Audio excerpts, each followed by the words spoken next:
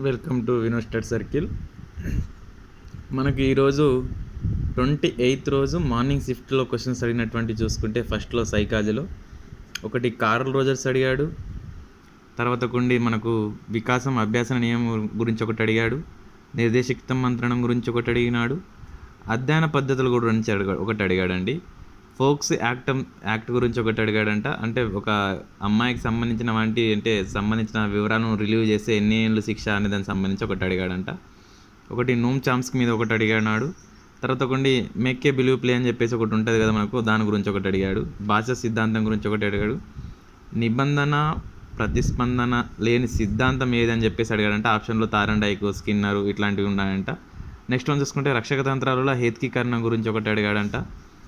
Next one చూసుకుంటే Ericsson గురించి ఒకటి అడిగినాడు. తర్వాత క్వశ్చన్ అడిగాడు, చలన సిద్ధాంతం ఎన్ని దశల్లో జరుగుతుందని చెప్పేసి కింద ఆప్షన్స్ 1, 2, 3, 4 అని చెప్పేసి ఇట్లా అడిగాడంట. నెక్స్ట్ వన్ చూసుకుంటే సాంఘిక శాస్త్రం ఈ RTA 2009, NCF 2005 గురించి ఒకటి, సాంఘిక శాస్త్రంలో బుక్ దేని ప్రకారం అని చెప్పేసి ఒకటి మెథడ్లో ఒకటి బుక్ అడిగాడంట. నెక్స్ట్ వన్ చూసుకుంటే dysgraphia child with special needs సంబంధించిన ఒక క్వశ్చన్ మీద అడిగాడంటే. ఇది ప్రతిసారి క్వశ్చన్ అడుగుతున్నానండి ప్రతి ఎగ్జామ్లో. రేపు ఉన్న వాళ్ళు, ఆఫ్టర్నూన్ వాళ్ళు, మార్నింగ్ షిఫ్ట్ వాళ్ళు చూడండి. నెక్స్ట్ వన్ చూసుకుంటే దేశం అని చెప్పేసి పర్యాపదం అని చెప్పేసి ఒకటి క్వశ్చన్ అడిగాడంట. పర్యాపదమా ఇదేదని చెప్పేసి.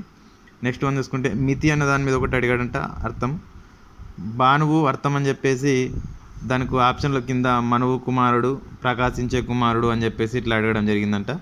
నెక్స్ట్ వన్ చూసుకుంటే ఒకటి తెలంగాణ పదజాలం అని చెప్పేసి అడిగాడంట. అధిక మొత్తానికి కింద తెలంగాణ పదజాలంలో ఏదని చెప్పేసి అడగడం జరిగిందంట. పారాగ్రాఫ్ వచ్చేసి దూర్జటి మీద అడిగాడంట. ఈజీగానే ఉందంట. ఒకటి పద్యం వచ్చేసి దూర్జటి మీద అడిగాడంట అండి.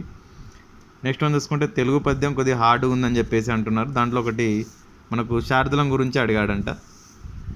నెక్స్ట్ వన్ చూసుకుంటే ఒకటి మళ్ళీ పియాజే మీద ఒక క్వశ్చన్ అడిగాడు. నెక్స్ట్ వన్ చూసుకుంటే కోల్బర్గ్ నైతిక సిద్ధాంతం మీద ఒకటి అడిగాడు. ప్రజ్ఞా పరీక్షలు అడిగాడంట అండి. ఈ ఎగ్జామ్లో ప్రజ్ఞా పరీక్షలు కూడా ఒకటి అడగడం జరిగిందంట. నెక్స్ట్ వన్ చూసుకున్నట్టయితే ఎత్తి ప్రాసలు అడిగాడంట. నిర్వచనం అడిగి కింద మెథడ్లో ఒకటి ఈ క్రింది వాళ్ళు ఎవరు రచించారన్నది ఒక రచయిత గురించి అడిగారంట. మూల్యాంకనం వచ్చేసి టెస్టు లఘు పరీక్షకు సంబంధించి అంటే ఎలాంటి మూల్యాంకనం మీద క్వశ్చన్ అంటే స్కూల్లో టీచర్ ఒక క్లాస్ రూమ్కి వచ్చేసి ముందట చేసే పరీక్ష ఏది అని చెప్పేసి ఒక టెస్ట్ అడగడం జరిగిందంట. నెక్స్ట్ వన్ చూసుకుంటే ఏపీ గ్రంథాలయం చైర్మన్ అప్పట్లో ఎవరు ఉండేవాళ్ళు అని చెప్పేసి అడగడం జరిగిందంట. తర్వాత కొండి అల్యూమినియం పరిశ్రమకు కావాల్సినవి 3 సరుకులు అడిగిందంట అండి. అల్యూమినియం పరిశ్రమకు కావాల్సిన 3 సరుకులు ఏంటివని అడగడం జరిగిందంట. నెక్స్ట్ వన్ చూసుకుంటే కాగితం తయారీ సీక్వెన్స్ అడిగాడంట. నేను ఆల్రెడీ కాగితం తయారీ సీక్వెన్స్ గురించి నేను చాలాసార్లు కూడా చెప్పాను. ఇది నా ప్రీవియస్ వీడియోలు చూడండి, అది అడగడం జరిగింది. నెక్స్ట్ వన్ చూసుకుంటే నదులు, రిజర్వాయర్లు దేనిలో ఎక్కువ మనము యూజ్ చేసుకుంటామని చెప్పేసి అడగడమంట. వాటర్ను అంటే నదుల నుంచే, రిజర్వాయర్ నుంచే దేని నుంచి ఎక్కువ యూజ్ చేసుకుంటామని అడగడం జరిగిందంట.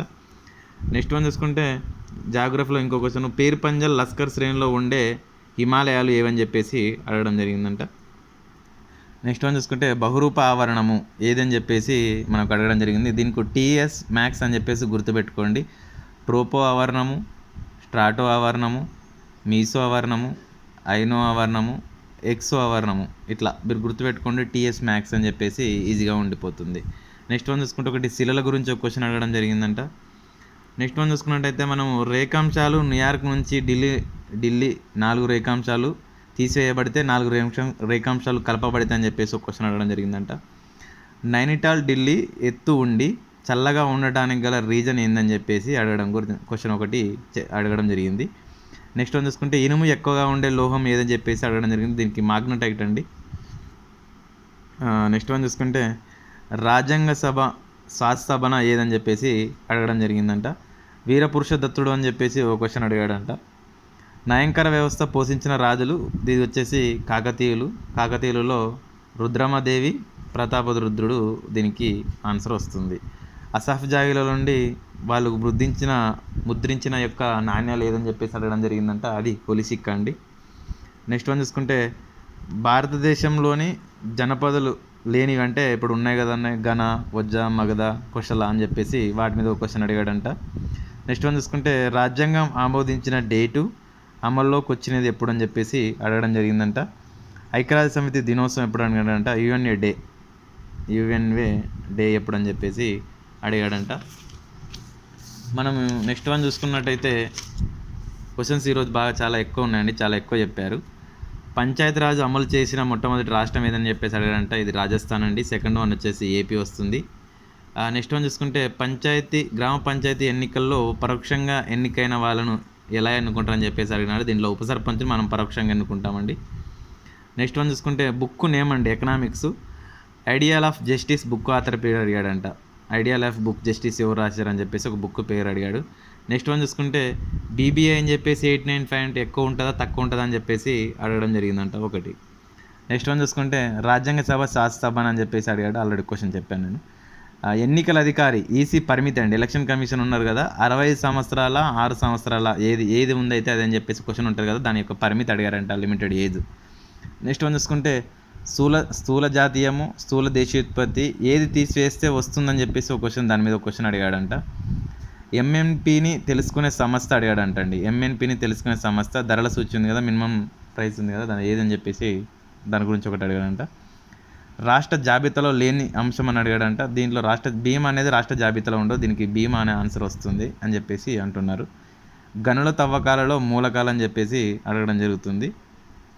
మెథడ్లో వచ్చేసి పటాలు ఇచ్చారు. ఆ పటాల కింద సంబంధించి రిలీఫ్ పటాల, భౌతిక పటాల, థిమాటిక్ పటాల అని చెప్పేసి కొన్ని పటాల గురించి సంబంధం అడిగాడంట. నెక్స్ట్ వన్ చూసుకుంటే అగమన నిగమన పద్ధతి ఉంది కదా, అగమన నిగమన పద్ధతిలో నుంచి ఒక క్వశ్చన్ అడిగాడంట అండి. నెక్స్ట్ వన్ చూసుకుంటే విలువలున్న సాంస్కృతిక విలువ సామాజిక విలువ గురించి ఒక క్వశ్చన్ అడిగాడంట. ఎలాంటిదంటే ఇప్పుడు మన వీళ్ళు ఉన్నారు కదా, సుభాష్ చంద్రబోసు, గాంధీజీ, వీళ్ళకి సంబంధించిన ఎటువంటి విలువలు అని చెప్పేసి దాని మీద ఒక క్వశ్చన్ అడగడం జరిగిందంట. నెక్స్ట్ వన్ చూసుకుంటే సమగ్ర మూల్యాంకనము, రూపణ మూల్యాంకనం, సమ్మేటివ్ ఎవాల్యుయేషను, తర్వాత ఒకటి ఫార్మేటివ్ ఎవాల్యుయేషన్ మీద ఒక క్వశ్చన్ అడుగుతున్నాడు. నెక్స్ట్ వన్ చూసుకుంటే వార్షిక ప్రణాళిక, యూనిట్ ప్రణాళిక మీద ఒక క్వశ్చన్ అడిగాడంట అండి. నెక్స్ట్ వన్ చూసుకుంటే అమెరికాలోని రాజ్యాంగం ఎలా ఎన్నుకొనబడిందని చెప్పేసి అడిగాడంటే రాచరికమైనదా లేకుంటే ప్రజల పాలన నుంచి ఎన్నుకొనబడిందని చెప్పేసి క్వశ్చన్ అడగడం జరిగిందంట. నెక్స్ట్ వన్ చూసుకుంటే ఒకటి చిప్కో ఉద్యమం గురించి అడిగాడంట. దీనికి సంబంధించి కింది వానిలో ఎవరు సంబంధించి అయితే గిరిజనుల లేకుంటే ఏదైనా ఎన్జిఓ సంస్థ అట్లాంటి సంబంధించి దానికి సంబంధించిన క్వశ్చన్ అడగడం జరిగిందంట. 0 to 14 years అని చెప్పేసి ఏ రాజ్యాంగ సవరణ చట్టం అని అడిగారంట. దీనికి 82వ రాజ్యాంగ సవరణ చట్టం 2002లో ఏర్పడుతుంది. అంటే చోళల సభ ఎలాంటిదని చెప్పేసి సభ గురించి ఒకటి అడిగాడంట. నెక్స్ట్ వన్ చూసుకుంటే బిఎన్ శాస్త్రి గురించి ఒక క్వశ్చన్ అడిగాడంట. తర్వాత కొన్ని ఈవెన్ ఆల్రెడీ నేను చెప్పాను. నెక్స్ట్ వన్ చూసుకుంటే మళ్ళీ ఇంకోటి కవులు ఇచ్చి కవులు రచనలు ఇచ్చి కింద కవి ఎవరని చెప్పేసి పేరు అడగడం జరిగిందంట. నెక్స్ట్ వన్ చూసుకుంటే స్త్రీ పురుష నిష్పత్తి ఎలా తీస్తారు అని చెప్పేసి అడుగుతున్నారు జనాభా లోపల. నెక్స్ట్ వన్ చూసుకుంటే ఆర్టీ యాక్ట్ ప్రకారము ఎలిమెంటరీ విద్య కోసము గవర్నమెంట్ స్కూల్ నుంచి మారి ఏ స్కూల్లోకి వెళ్ళాలి? ఆప్షన్స్ కేంద్రీయ విద్యాలయము, సైనిక విద్యాలయం అని చెప్పేసి ఉన్నాయంట. నెక్స్ట్ వన్ చూసుకుంటే మెగస్తనిస్ ఎవరి కాలంలోనే అని చెప్పేసి కింద రాజుల నేమ్స్ ఇచ్చారంట ఆప్షన్స్లో. నెక్స్ట్ వన్ చూసుకున్నట్టయితే కూలిన వర్గం ఈ క్రింది వారికి వచ్చేవారని చెప్పేసి కింద ఆప్షన్స్ ఇచ్చారంట అండి. నెక్స్ట్ వన్ చూసుకుంటే బ్రిటన్ మీద ఒక క్వశ్చన్లు అడిగాడంటండి. బ్రిటన్ దేశం ఉంది కదా, దాని మీద క్వశ్చన్స్ అడిగాడంట. నెక్స్ట్ వన్ చూసుకుంటే ఇంగ్లీష్లో చూసుకుంటే స్టాటిస్టిక్ ఉంది కదా, దాని మీద ఒకటి సైలెంట్ వర్డ్ అడిగాడంటండి. ఒకటి వర్డ్ అంటే ఏదో ఒకటి లెటర్ సైలెంట్ వర్డ్ ఏదంటే. నెక్స్ట్ వన్ చూసుకుంటే క్యూరియాసిటీ స్పెల్లింగ్ అడిగాడంట. ఇండైరెక్ట్ స్పీచ్ అడిగాడు. యాక్టివేజ్ మీద ప్యాసివేజ్ నుంచి క్వశ్చన్స్ అడిగాడు. క్వశ్చన్ ట్యాగ్లో ఆన్సర్ వచ్చేసి నెగిటివ్ సెంటెన్స్ అంటే దానికి ఐయామ్ అని చెప్పేసి ఆన్సర్ అని అంటున్నారు. నెక్స్ట్ వన్ చూసుకుంటే సిన్స్ ఫర్ మీద ఒక క్వశ్చన్స్ అడిగాడంటే ఒక డేట్ ఇచ్చి ఇది సిన్స్ వస్తుందా ఫర్ వస్తుందా అని చెప్పేసి క్వశ్చన్ అడిగాడంట. ఆర్టికల్స్ అడిగాడు. హిమాలయాలకు సంబంధించిన దాంట్లో ఒకటి ఆర్టికల్స్ అడిగాడంట. LSRW మీద 2 క్వశ్చన్స్ అడిగాడంట. అది ఒకటి రీడింగ్ నుంచి ఒక క్వశ్చన్ అడిగాడంట. నేను LSRW నుంచి ప్రతిరోజు ఒక క్వశ్చన్ అడుగుతున్నానండి, LSRW మీద ఫోకస్ చేయండి, నెక్స్ట్ ఎగ్జామ్ వాళ్ళు కూడా సరే ఈవెన్. నెక్స్ట్ వన్ చూసుకుంటే డిగ్రీ ఆఫ్ కంపారిజన్స్ ఇచ్చాడంట అండి. More most many other some others ఉంటాయి కదా, వెరీ ఫ్యూస్ అని చెప్పేసి అటాటి మీద ఒక క్వశ్చన్ అడగడం జరిగిందంట. నెక్స్ట్ వన్ చూసుకుంటే ఒక పత్రిక మీద ఒక క్వశ్చన్ అడిగాడంట అండి. ఒక పత్రిక ఉంది కదా, పత్రిక మీద క్వశ్చన్ అడిగాడంట. నెక్స్ట్ వన్ చూసుకుంటే శైలి ఇచ్చి ఈయన ఎవరని చెప్పేసి అంటే ఒక శైలి రచన చేసిన వాడు ఈ కింది వారిలో ఎవరని చెప్పేసి ఒక క్వశ్చన్ అడిగాడంట శైలిల మీద. నెక్స్ట్ వన్ చూసుకుంటే సభావక్తి అతిశయోక్తి అలంకారం మీద ఒక క్వశ్చన్ అడిగాడంట. నెక్స్ట్ వన్ చూసుకుంటే ఖండతీరపు అంచు అని చెప్పేసి ఏదని చెప్పేసి ఒక క్వశ్చన్ అడగడం జరిగిందంట.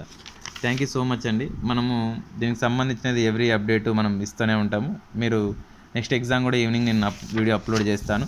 క్వశ్చన్స్ కొద్దిగా తెలవడం కోసం కూడా నేను వెయిట్ చేస్తామండి, ఎందుకంటే అన్ని క్వశ్చన్స్ ఈరోజు బాగా ఎక్కువ క్వశ్చన్స్ వచ్చారు, ఎందుకంటే 2-3 అడగడం వల్ల బాగా లేట్ అయిపోయింది, వీడియో కూడా లేట్ అవుతుంది. ఇంకొకటి మనకు సంబంధించిన దాంట్లో అప్డేట్ది ఈవినింగ్ కూడా సరే 4:30కి ఎగ్జామ్ అయిపోతే 6కి అట్లా నేను అప్డేట్ చేస్తాను. ఇంకోటి ఈవెన్ ఏంటంటే మన క్వశ్చన్స్ నేను ఆల్రెడీ క్విజ్ కూడా పెడుతున్నానండి. నేను చెప్పిన ప్రీవియస్ క్వశ్చన్స్ కూడా సీక్వెన్స్ సంబంధించిన ఆర్డర్స్ కూడా ప్రతిదీ ఎవరిది అడుగుతున్నాడు కాబట్టి దాని మీద ఫోకస్ చేయండి. ఇంకోటి ఏంటంటే మన వీడియో నచ్చినట్టయితే లైక్ చేసి షేర్ చేసి సబ్స్క్రైబ్ చేయండి. ఇంకొకటి ఎవ్రీథింగ్ ఏంటంటే క్విజ్ పెడుతున్నాను, పేపర్ వర్క్కి సంబంధించిన వాళ్ళది వాటిని రాయండి. మనకు నెక్స్ట్ ఎగ్జామ్స్ కోసం ఏమైనా యూజ్ అయితే యూజ్ అవ్వచ్చు. Thank you so much for everyone.